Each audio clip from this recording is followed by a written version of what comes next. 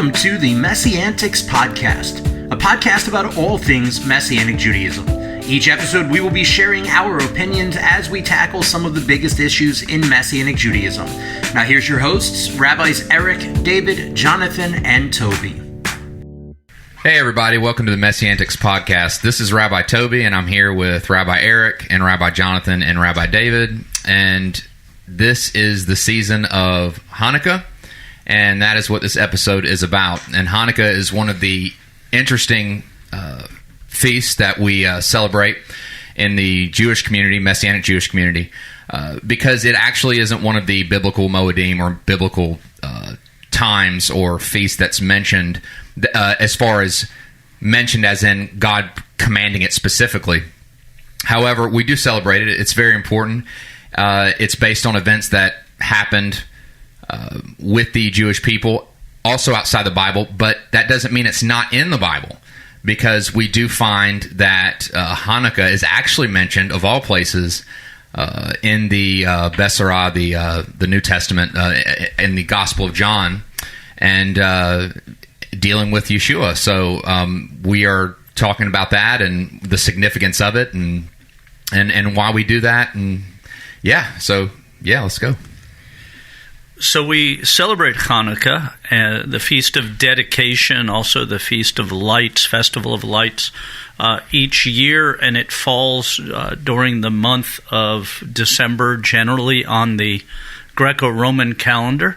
It is a feast of remembrance, similar in ways to... Except for the one miraculous year where we had Thanksgiving. Yeah, there was... I remember that. Yeah, and then periodically there's Chrisma Hanukkah Wanzika that comes around sometimes. But, for many people today, Hanukkah is seen as the Jewish alternative to Christmas. Jewish Christmases, yeah. Yeah, and a way for Jewish people to participate in the gift-giving, the cultural excess of the season. And there are those who actually, and I've heard say, Christmas, you Christians, you have one day, but Hanukkah, we have 8 days. It's 8 times better than 8 days of gifts, 8 days of presents. Right, 8 days of gifts, 8 days of presents, and 8 times as commercial as Christmas. And for many people, their knowledge of Hanukkah, especially for non-Jewish people, comes from things like Adam Sandler's 8 Crazy Nights and different things like that, pop culture stuff, and they leave out, very much like when you speak to somebody about Christmas, and I think we've talked a little about Christmas previously, that people say they celebrate Christmas to commemorate the birth of Yeshua, but then predominantly the aspects of celebrating Christmas have nothing to do with that in the home. They may have some kind of service at their church or whatever, but largely at home, it's become very commercial and very about gifts, and grandma got run over by a reindeer and things like that. In modern Judaism, Hanukkah has, in a large way, become very much the same way. It is tacky sweaters and the whole thing. Now, that doesn't mean that there's not value in celebrating the birth of Messiah, nor doesn't mean there's not value in celebrating Hanukkah, the Feast of Dedication, the Feast of Rededication, a commemoration of the rededication of the temple. Matter of fact, if there wasn't for Hanukkah, there wouldn't have been a birth of Messiah. There wouldn't have been a temple for him to go to on the Feast of Dedication. And with that, I actually want to set that comment. Rabbi Eric just said that without Hanukkah, there wouldn't have been the birth of Messiah, which then, obviously gives way to the discussion that without Hanukkah, the church wouldn't have Christmas, as a way of describing that in a very simplistic way. But I want to add the historical picture to what Rabbi Eric just said, because a lot of people don't even realize the actual historical reality of what Hanukkah commemorates. Yeah, versus the legend, which we'll also talk about during the segment. And so when we're looking at the story of Hanukkah, you can actually read about it not in in the Bible, as Rabbi Toby said, though it is mentioned in the Gospels, you don't read it as a commanded feast in Leviticus 23 or other places, like we would for Rosh Hashanah, Yom Kippur, etc. But we do see Hanukkah in extra-biblical books, historical deuterocanonical books. The Book of Maccabees references or tells the story of Hanukkah and what happened, as well as some of the legend that goes with it. Josephus mentions it in Jewish Antiquities and discusses that. Do you mean apocryphal books? Yes. Extra-biblical. Deuterocanonical. I was like, wait a second. That's extra-biblical. And so, I call it deuterocanonical because of the fact that it is historical writing. Yeah. So it fits in that category still. But yes, it is an apocrypha. It's extra-biblical. Yeah, and this feast, the events of this feast take place in what's known by the church as the 400 years of silence, right, where we're taught between the book of Malachi and the book of Matthew that there was no supernatural involvement of God within the people of Israel. Or what's also called the intertestamental period. In order to understand the development of the events that give us Hanukkah, we got to look back a few hundred years before that to Alexander the Great and the development of what became this monstrous Greek empire. And so Alexander the Great basically took over the known world for all intents and purposes. And part of that was that he had control over Syria, Egypt, Judea, Samaria, and that whole area of the world.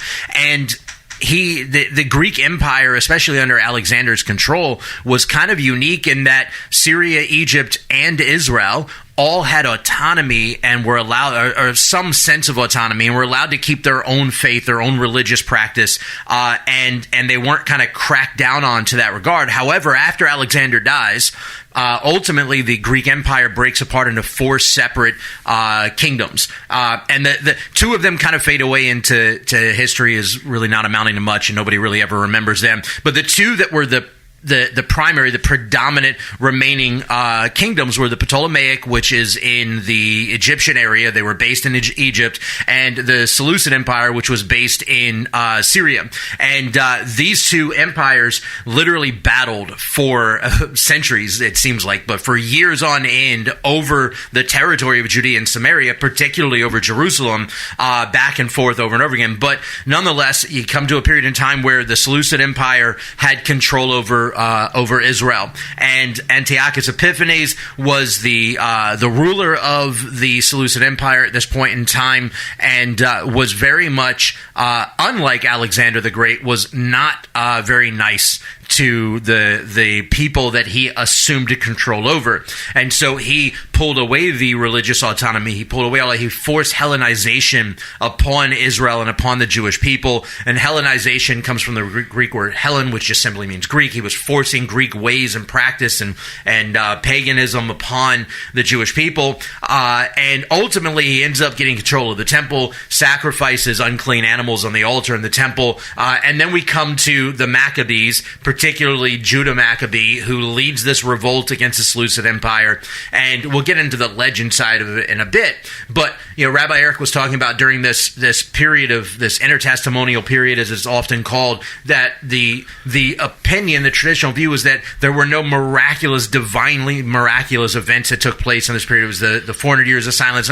But the reality is this ragtag group of nobodies who weren't even really warriors in the sense of being an organized army or what have you, somehow held off and pushed back the largest and most vicious military force of the known world of that day in a very miraculous way. Right, and actually what's interesting is their method for warfare against the Seleucid Empire becomes the model for rebellious or anti-government warfare that goes on even to the American Revolution. They very much developed guerrilla warfare. Right. The battles in the American Revolution were modeled by the American soldiers, were modeled after the rebels under Judah Maccabee fighting against the Seleucid Empire, and the hiding behind trees, the hiding in places.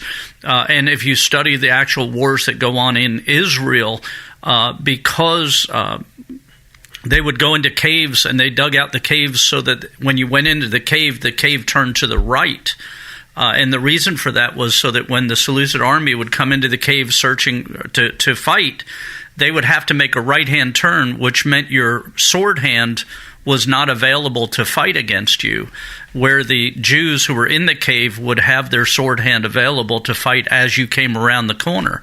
So all of these methods of guerrilla warfare and situational warfare, as opposed to lining up across from the enemy and marching straight ahead into them, were designed and formatted by Judah Maccabee and have been used ever since in warfare against greater armies and greater numbers. And I want to bring up the fact that we always joke that within Judaism, the old joke is 2 rabbis, 3 opinions, that we never really agree on anything. We're always divided. And Judaism has always had its divisions, its denominations. I mean, we discussed some in another episode about the development of the Pharisaic and Sadducean splits and so on. And we can look at modern Judaism, Reform, Conservative Orthodoxy, etc. And that was very much the case during this period of time as well. And so you had the Hasmoneans, who were this kind of hyper-religious, nationalistic group of Jews, and then you had the Hasidim, not at all related to Hasidic Judaism today. The Hasidim were the predecessors to the Pharisees. They do not have a connection to modern Hasidic Judaism, but they were very devout, very intentional in their faith, and so on. And the Maccabees brought the Hasmoneans and the Hasidim together in unity to fight against the Seleucids when they would have never talked, much less. Right, and it was not only the Hasidim and the Maccabees, the Hasmoneans, but they were fighting against not only the Seleucid, but also the Hellenized Jews of the day that had assimilated into Hellenized culture. So it was not only they were fighting against the outside, but they were also fighting against the inside, very much like we're dealing with in society today and have throughout history, where the body of believers not only has to fight against outside forces, but to a large extent has to deal with the Hellenization or the culturalization and appropriation and adaptation of believers to accepting modern culture and things that are outside the Bible. Yeah, none of that happens quickly.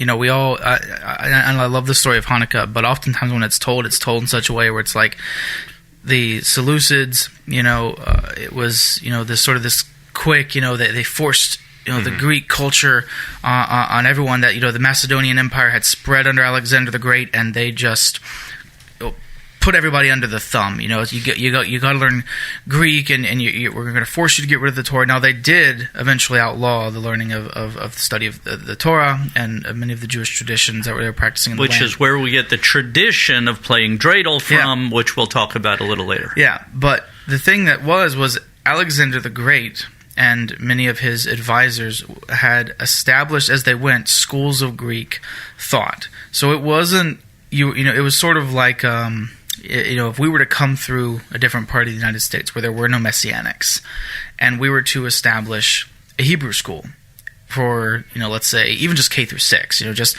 get kids learning Hebrew, learning a little bit about the Torah and what it means to, walk with God according to how God has, laid it out before Israel at Sinai. And then, so those kids go to school, they spend 8 hours a day in the classroom with a rabbi, learning Hebrew, learning the Torah, learning the traditions for how to keep the Torah, and then they go home. Well, now all of a sudden, the parents are faced with, let's say they're good Baptist parents, are now faced with children who are now like, wait a second, you want to stay home and you want to go worship on Saturday? What is it? Wait, you don't want to eat the bacon I made for you for breakfast? What are you talking about? This is like, we've been doing this for, your entire childhood. What's going on? And so the same thing is happening in Judea. You have the Israelites being influenced, particularly the younger generations, by these these Hellenistic schools, learning Greek language, learning Greek culture, spending time in the gymnasium, which is both a place of philosophical learning and a place of physical exercise. So they're learning how to be athletes and getting involved with the different sports and the Olympics. And this is even I'm pretty sure Paul even addresses this. There were Jews because when you did athletics back in the day, you did it without clothes on, because clothes were very constricting to athletic events. You could tell easily who was, and they were always males. So you could tell who was Jewish and who was not, because you could tell. You don't have to go into that. We can just tell. Yeah. Right. And so there were Jews who would do certain practices to unhinder themselves from circumcision, to sort of get rid of it in a way. And there are ways to do that, but we're not going to get into that. Okay. We're not going to get into that. But Paul's addressing that idea of, there are those who try to, reverse and come out of, God's ways into the world's ways. And Israel was very much battling this, like you were just talking about, with the internal divide. You have, the Hasmoneans and the Hasidim on one side, who are trying to be obedient to God and to Israel, to the Torah. And then you have these others who are even going so far as to become uncircumcised in a literal sense, so that way they fit in with the Greek culture, the philosophy, and the sports that are being pushed upon them. And this one of the dangers that we run across in our walking with God in culture. What, sports? No, this assimilation idea, this blending. For instance, and we're talking about Hanukkah right now, which is the Feast of Dedication. It's the feast of celebrating the renewal and restoration of the temple. It's the feast of standing up against the Seleucid Empire and the Hellenized Jews and doing all that. And what the danger is that in our celebration of those things, we don't actually incorporate things that then assimilate to the modern cultural things that go with that, like the Hanukkah bush. No, but I think and I agree with Rabbi Jonathan with the cultural things that were no doubt being pushed on them. Even worse, and I'm sure you were probably going to get to that, but even worse was they were trying to make them eat pig's meat, and they were it was beyond just like, hey, come to the gymnasium and run around and play our games. It was everything that your God said you're not going to do anymore.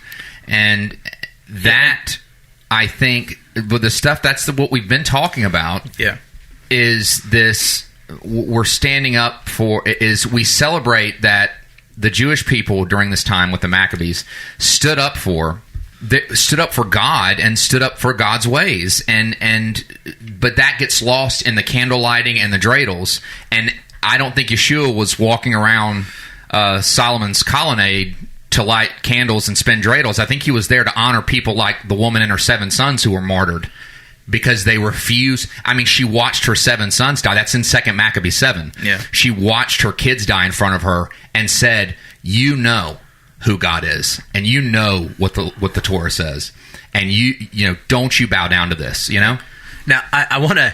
This the podcast is intentionally named MessianTics, and so I want to talk about some of the messy antics of the reality that Jewish believers and non-Jewish believers with a heart like Ruth to align with their fellow brothers and sisters in the Lord who happen to be Jewish. This is something that we've actually still had to deal with for the last 2,000 years, or really 1,700 years of the body of Messiah, because whereas Rabbi Toby was saying it wasn't just that the Seleucid Empire was trying to force Greek culture upon him, it wasn't just that they were trying to do, but they were trying to remove every ounce of what makes Judaism, which is their relationship to the Torah, their relationship to the God of Abraham, Isaac, and Jacob. And this is what, in a lot of ways, the church has very literally done to the followers of the promised Jewish Messiah in saying, you don't look, Jesus came to undo the law, and we don't have to do any of that stuff anymore. So you can eat whatever you want. You can have all the pig you want. Eat all the pig you want. It'll make you happy. You can have all the ham sandwich you can worship on whatever day you want. That Shabbat stuff doesn't matter. You can do whatever you want. That Torah stuff doesn't matter anymore. And Messianic Judaism, and I don't mean to make Messianic Judaism in the 21st century, a bigger thing than it really is, or to try and put some sort of superhero mentality to it. But I think Messianic Judaism, and we can talk about this, but I think Messianic Judaism in the 21st century is the Hasmonean revolt against the Seleucid Empire within the context of the body of Messiah. It's really interesting. In the time of the Hasmoneans, they were forcing Jews to eat pork to prove that they were faithful servants of the Seleucid Empire, and that they had assimilated into Greek society. What's interesting is now, as a Messianic Jewish believer, I've had people tell me that the only way I could prove that I was walking in the grace of God, that the only way I could prove that I was saved, that I actually believed in Yeshua, was if I would eat pork. That it's what was the way to prove you were not serving God, and you had made a choice to serve the Greek gods and become part of Greek society at the threat of death, has now been switched to be something that is used to prove that you now aligned with the Messiah of Israel and the God of Israel. At least they weren't trying to find out by means of those that Paul's disciples had to check out the bathhouse to check out your liberty, as it says in Galatians. But it is true that there have been people that, I've gone to speak at churches that invited me to speak, and then afterwards they'd have a meal, and the pastor would say, we fixed a wonderful meal for you, and aren't you so glad that we can eat pork and stuff now because we're believers?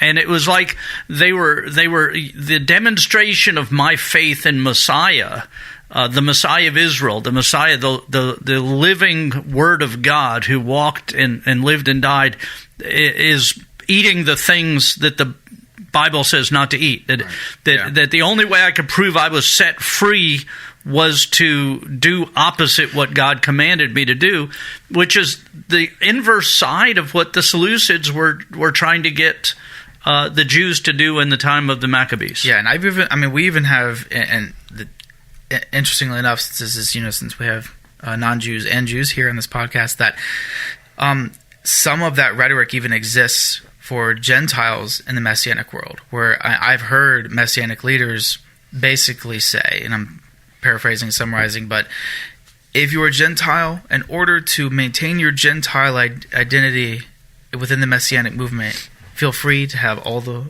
treif that you want, all the unclean foods you want, because you're a Gentile. You don't have to. So for those of us who desire to align ourselves with Israel, to align ourselves with the people of God, following the Messiah of Israel, which includes eating the way God set forth to eat, that's a similar the only way to prove the one new man is the blend of Jew and non-Jew is to establish those roles in such a way. So because you're a Gentile, don't feel like you have to eat that kosher. The Gentiles have to eat unkosher in order to be the yin to the yang of the Jewish people in this amalgamated one new man. Of that, and again, we're delving a little bit away from Hanukkah, but it's related because Hanukkah is about rededicating to the temple and to the things of God and to His Word as believers, as opposed to assimilating into worldliness and ungodliness. Yeah, and the ways of the other nations. Right. And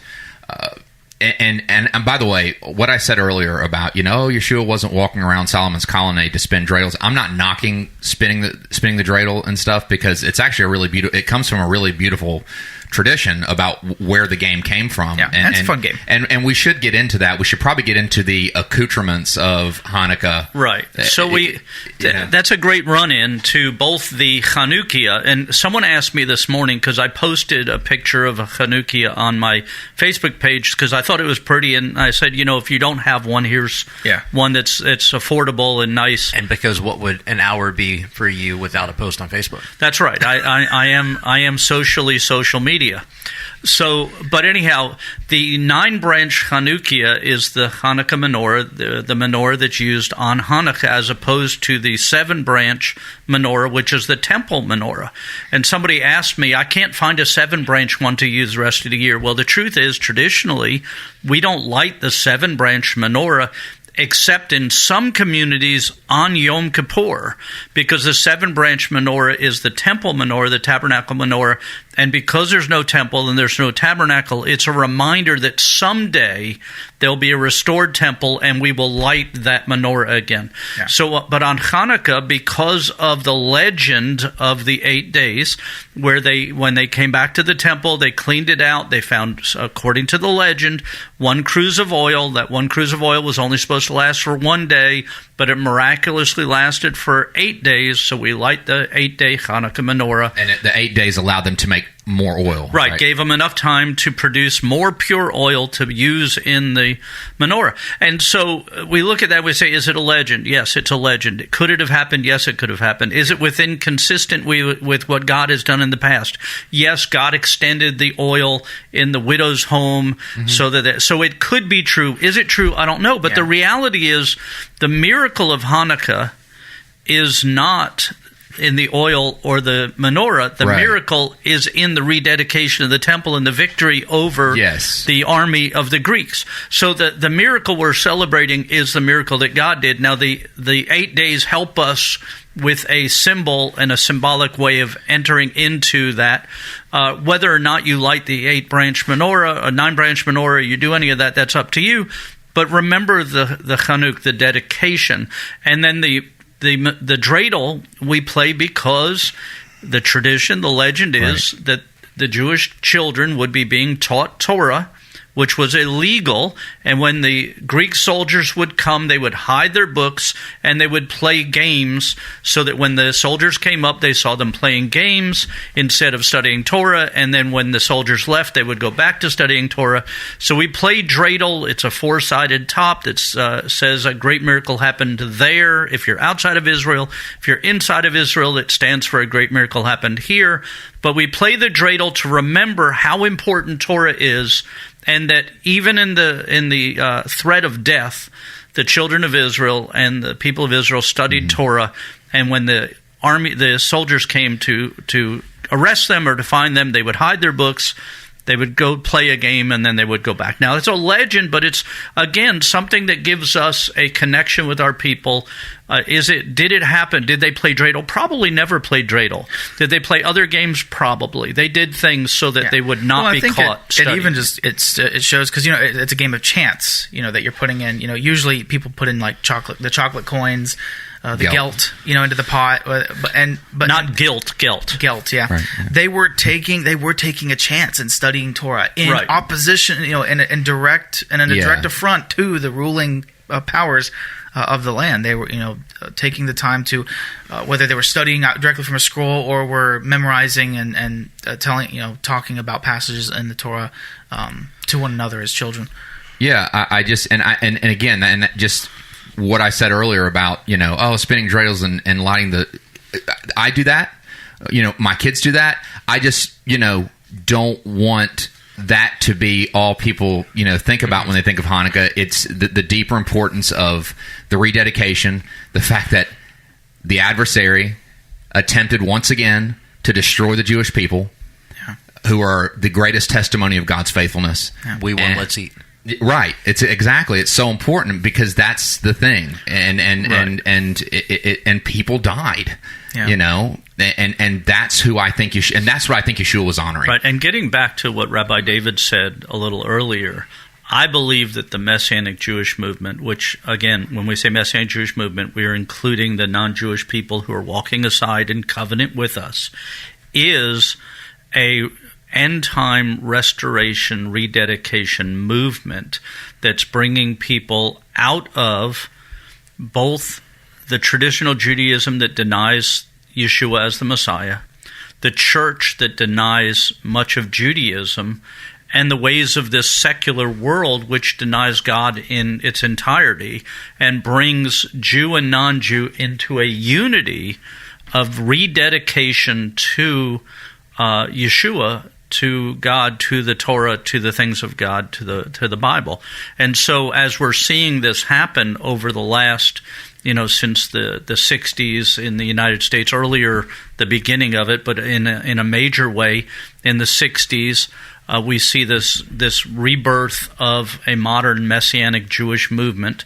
It very much is a Maccabean type battle in the spiritual and in the physical in some ways to restore the things of God.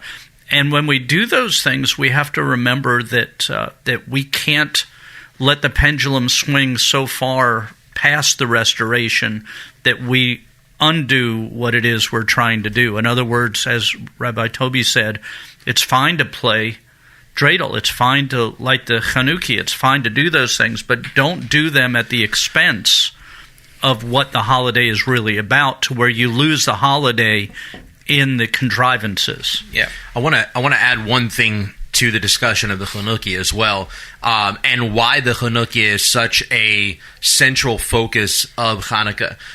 For instance, you would see T-shirts, or you would see memes, or you would see whatever about Hanukkah, and it's always got a Hanukkah menorah on it, right? And the reason for that is, yes, it's connected to the legend of the oil lasting for 8 nights, which realistically is only discussed in the Talmud. We don't really see anywhere else about that. Whether or not it happened, I don't know. I wasn't there. I don't have such a hard time believing that it could happen, because we see similar things occurring in the scriptures. For instance, Elijah with the lady who her husband died, her and her kid were left with nothing, and he had left her with a great amount of debt, and she had a little bit of oil left. And he said, gather all these containers up and just start pouring the oil into the containers, and go as long as you can, and filled up all these, and was able to sell it and pay everything that she had, all the debt her husband left behind, pay it all off, and have still for her and her kid to live off of. So I don't have such a hard time believing that the miracle of the oil could have happened, and it fits in the narrative really well, because the relighting of the menorah, what people don't understand is that menorah in the temple is a necessary part of the temple practice, because it had to stay lit all the time. It was fresh oil was added to it every day. The wicks were changed out every day. The light it had to be continually burning, and the reason for it was because it was in the inner courts. It lit the way to the Holy of Holies. It showed us the path to the presence of God.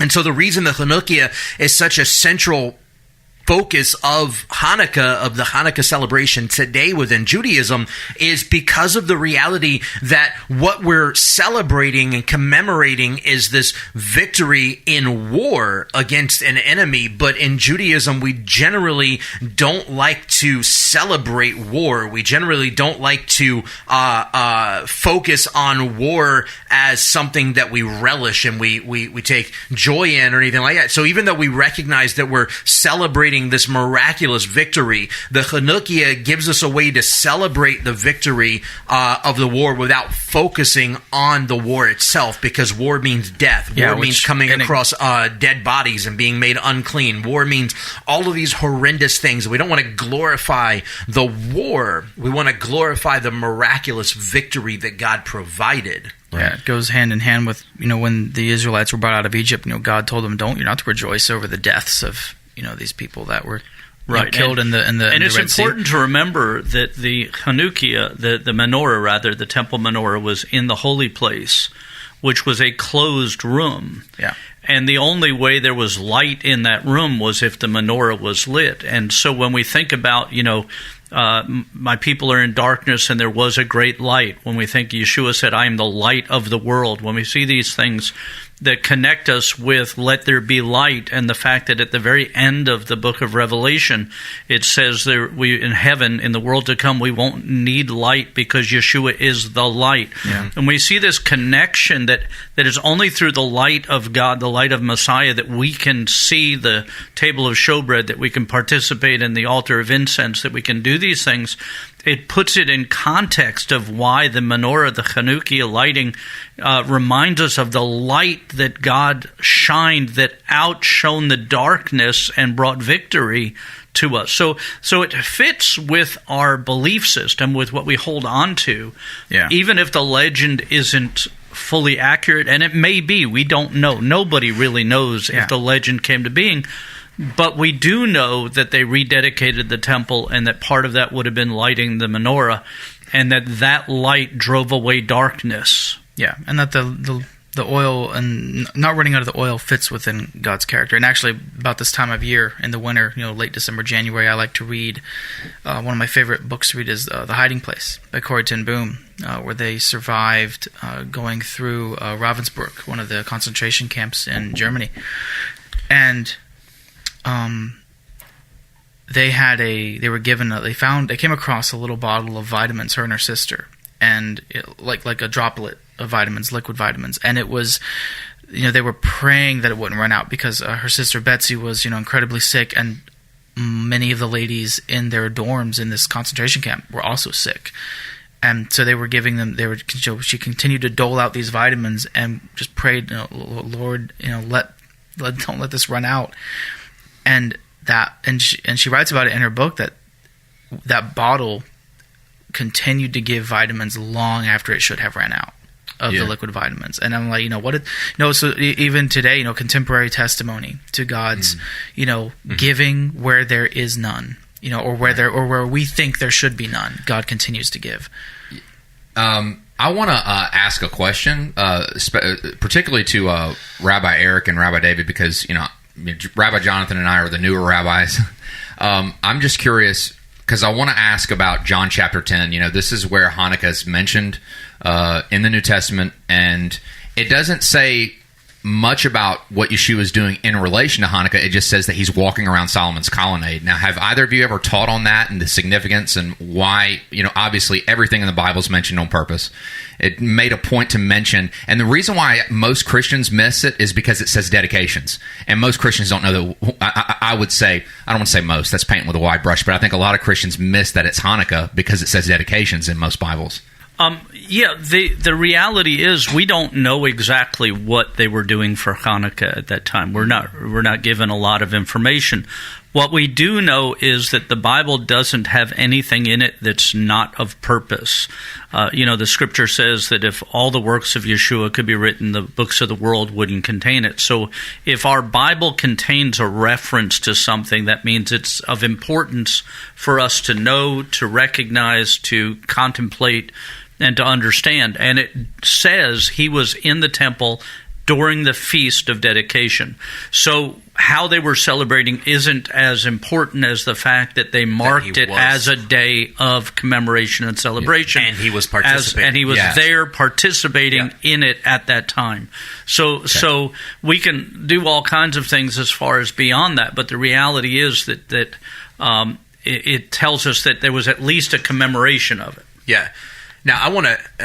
Did that answer the question? Yeah, I just want to hear what you guys had to say, because obviously I believe he was celebrating it too, and I just think it's significant for listeners to hear that Yeshua was. And he specifically says, "Do as I do." Yeah, live like I live. So I want to shift things just a second, because I want to talk about the value that Hanukkah has for Messianic Judaism, and in particular for sharing the good news of Messiah Yeshua, right? Because one of the things we read about in, one of the biggest images of Hanukkah, obviously, is the Hanukkah, but it's more specifically the light that comes forth from the Hanukkah, right? So when we light our Hanukkah each year, we light it preferably in dark. You turn the lights down so you can really see the light shining off of it. You start with one candle in the shamash, or the serving candle, and by the end of Hanukkah, you've now lit 8 candles full on the Hanukkah, plus the shamash, the 9 candles total, and you've got this beautiful radiant light that's coming off of it, and it just overtakes everything, right? And so when we read through the scriptures, especially through the Basara, what we see so often is this description of Yeshua being the light of the world, right? That the light has come in the world, the darkness cannot overcome the light, that if Yeshua is in you, then the light of Messiah is within you, and that we are to carry the light of Messiah. Isaiah talks about being a light to the nations over and over again. We see this imagery of light so heavily discussed within Scripture. And I think, within Messianic Judaism, as I grew up in, because, I've grown up in this pretty much my whole life, within Messianic Judaism, as I've grown up in, I have watched for years and been guilty of participating in for years, the fact that most of Messianic Judaism looks at things like Pesach and the High Holy Days as outreach opportunities, which are highly religious experiences. But most of the Jewish world, especially here in the West, but most of the Jewish world wants nothing to do with, no connectivity to the religious observance of Judaism at all. They're cool with the cultural observance, cultural expressions, cultural celebrations of Judaism, but they don't want connection to the religious side of it. And so when we're talking about trying to use Pesach and the High Holy Days as outreach methods, as outreach opportunities, we're talking to an empty crowd as far as that goes, because they don't want to come to that anyways. But Hanukkah presents a really unique opportunity for Messianic Jewish congregations to very literally take the light of Messiah, the light of dedication, this light of rededication out to the Jewish world in a very real sense. Chabad, the Chabad Lubavitch movement does these huge public menorah lightings every year, and all over the place. And at our congregation at Mayim Chaim, a few years back, maybe 4 or 5 years ago, we started doing these big public menorah lightings ourselves, because we had this realization. Chabad does it, and they do a good job with it. They invest good money in it. They, whatever. But the reality is we could do it, and we could do it better, if for no other reason than we actually have the true light of dedication to share. And so we do this huge public menorah lighting. We have a tremendous crowd that comes out, and typically speaking, about half of those that come out are non-believing Jewish families that come out because they're just excited something culturally Jewish is happening in the area. They don't even care that we're Messianic, right? They don't, and because it's our event, if I go to support Chabad menorah lightings, which I do, if I go to support Chabad menorah lightings, their Hanukkah lightings, I don't go there wearing Jesus Made Me Kosher t-shirts. I don't go there trying to pass out tracts. I don't go there to try and witness to people and stuff. I mean, if a conversation develops organically, that's fine. But I'm not there to try and overtake the event, and I'm there to build relationships and inroads and to support the Jewish community. But at our menorah lighting, guess what? That's ours. We're doing this. It says Congregation Mayim Chaim, Messianic Jewish Synagogue. There's nobody can confuse what we're doing or where we are or who's doing this. And you can have the Jesus Makes You Kosher. Exactly. We can wear Jesus Makes Me Kosher shirts with menorahs on. No, I'm just joking. No. We can. But we have the opportunity to be very bold in our faith, very bold in sharing the light and explaining the good news, the gospel, with those that are there in a very unique and culturally Jewish experience that non-believing, non-religious Jewish people are more than excited to participate in and to come to, and they have an opportunity to hear the good news. Plus we have, the other half of the crowd are typically people from churches that are like, hey, I want to go see what this is about. I don't know much about Hanukkah, or what I do know, it looks fun. Let me go participate and see what this is about. Or worst case, I get free coffee and sufganiot, free jelly donuts. Let me go get some of that. Yeah. But the reality is we have the opportunity to share with the Jewish community about the promised Jewish Messiah, who is the true light of dedication, who everything Hanukkah is about was pointing us to prophetically. Yep. And we have the opportunity to share with those from the church that come out about the Jewish roots of their faith. And I make it a point at our menorah lighting every year, partially just to rifle feathers because, that's what I like to do. But I make it a point to say, hey, guys, listen, for you who are Christians that are here joining us in the celebration, just remember how important Hanukkah is for you, even though it's not culturally your holiday. But the reality is without Hanukkah, you would have never had Christmas. And Yeshua himself observed Hanukkah, celebrated Hanukkah, and whatever that looked like in the first century, right.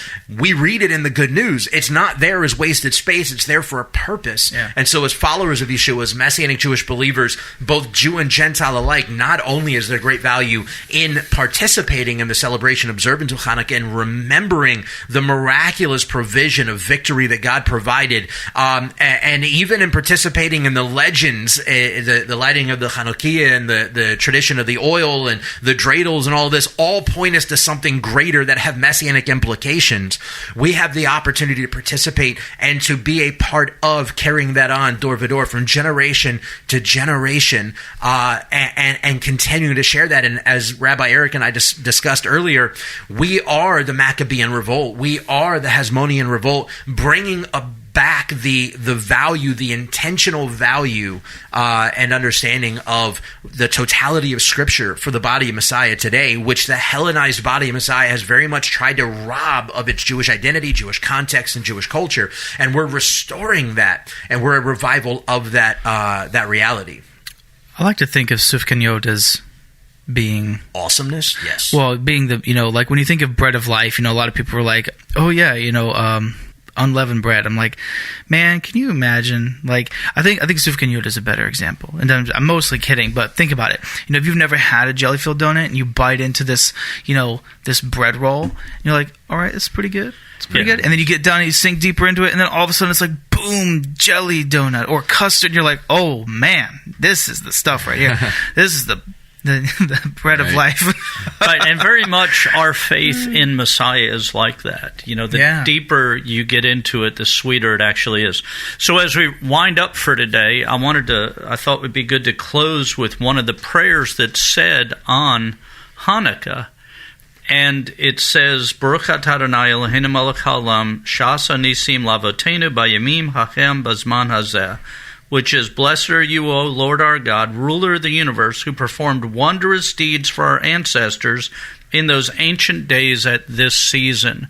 And so, however you celebrate Hanukkah, however you celebrate the rededication that took place in the time of the Maccabees, don't let it end with the rededication of the time of the Maccabees, but let it be a rededication of your life, of your heart. And remember the miracle, the wondrous deed that God performed through Messiah Yeshua for us when he became the light of the world and when he sent his Ruach so that we could be born again and we could be rededicated to God. Thank you so much for joining us. I hope you'll tune into our next episode and share this with others. And if you have any questions you'd like to ask us to do in a follow-up episode, please just text in the comment bar or email us through our Facebook page. Thank you for listening to the MessianTics podcast. Make sure to subscribe so you can be notified every time we drop a new episode. And be sure to follow and interact with us on social media at MessianTics Podcast.